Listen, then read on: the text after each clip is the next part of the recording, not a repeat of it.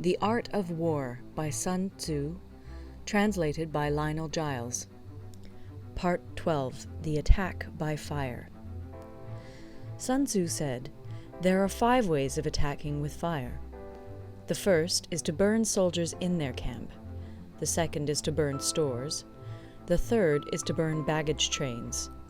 The fourth is to burn arsenals and magazines. The fifth is to hurl dropping fire amongst the enemy."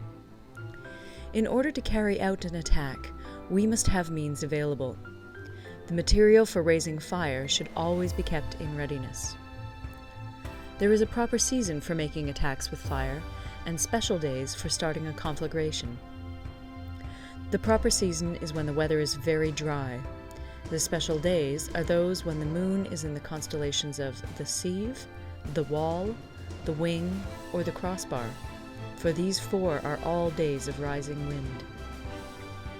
In attacking with fire, one should be prepared to meet 5 possible developments. 1. When fire breaks out inside to enemy's camp, respond at once with an attack from without.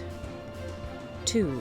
If there is an outbreak of fire, but the enemy's soldiers remain quiet, bide your time and do not attack. 3. When the force of the flames has reached its height, follow it up with an attack, if that is practicable. If not, stay where you are.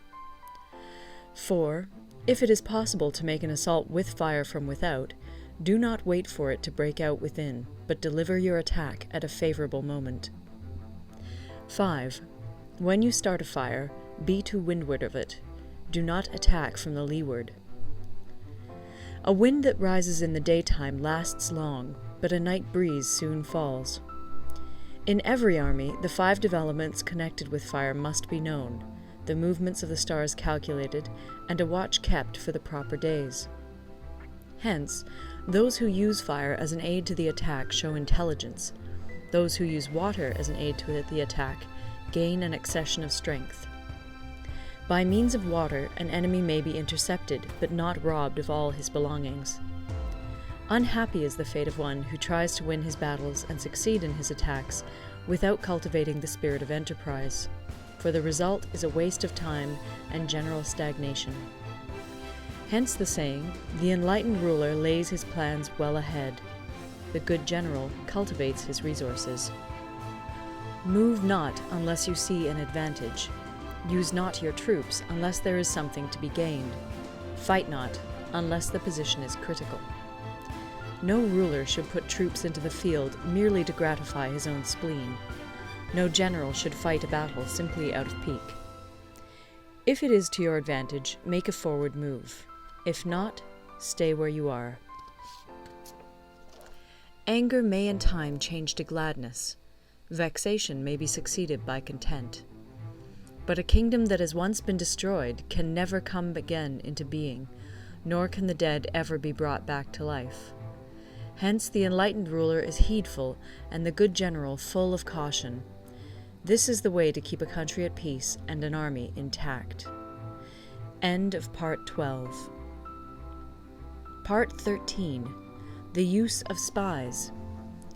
Sun Tzu said, "Raising a host of 100,000 men and marching them great distances entails heavy loss on the people and a drain on the resources of the state.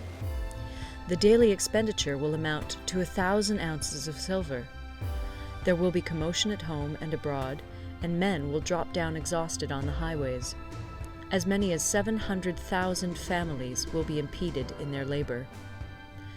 Hostile armies may feast each other for years, striving for the victory which is decided in a single day.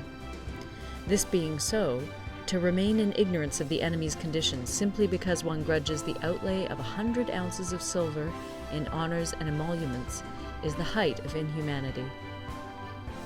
One who acts thus is no leader of men, no present help to his sovereign, no master of victory.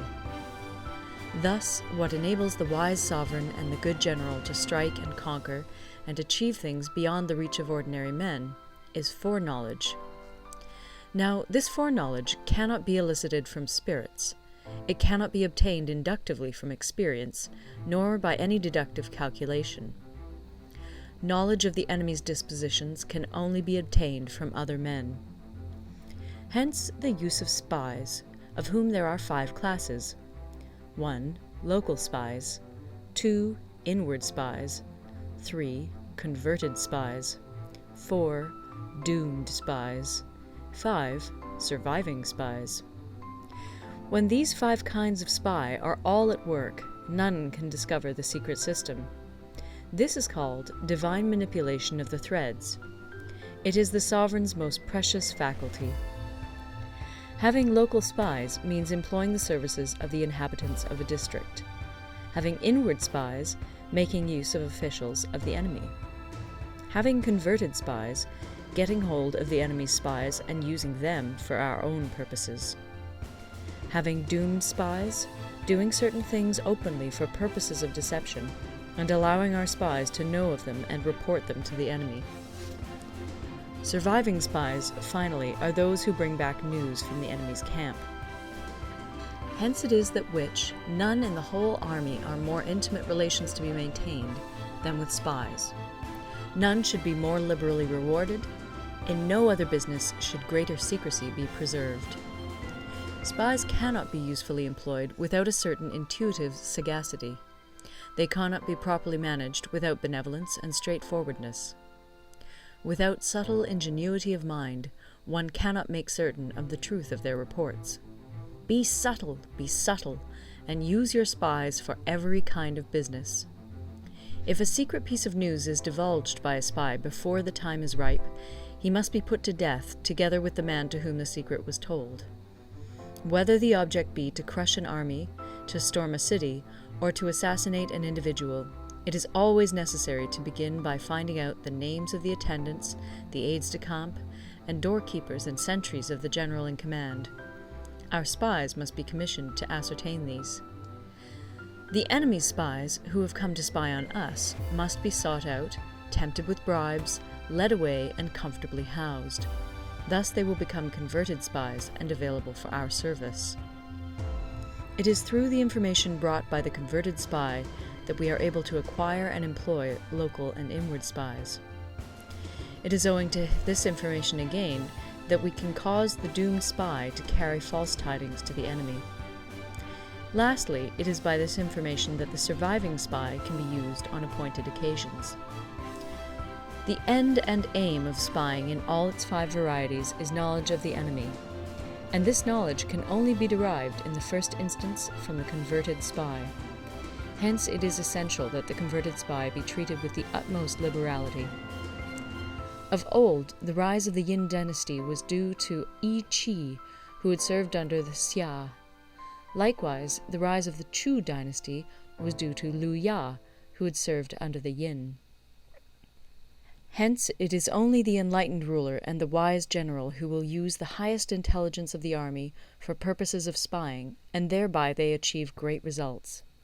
Spies are a most important element in water, because on them depends an army's ability to move. End of the Art of War.